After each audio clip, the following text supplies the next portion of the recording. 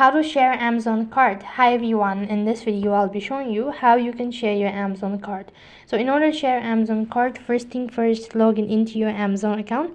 Once you're logged into your account, go to your carts button located right at the bottom. Tap on the following icon. It's going to take you to the cart page where you've added the product.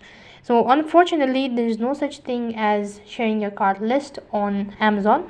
So in order to share your cart list, you'll have to select a particular product and then individually send it. So basically what you'll have to do is, let's say this is the following product that has been added to your cart. So all you have to do is open up the product details and click the share button.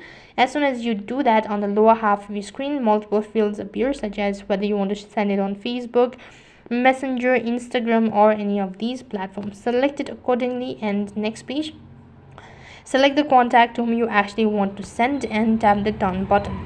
As soon as you're done, you've successfully shared your Amazon cart with someone. So do the same procedure for rest of the other following application.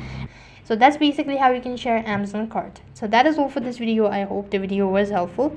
Make sure to like, share and subscribe to our channel. Thank you for watching. See you in the next video.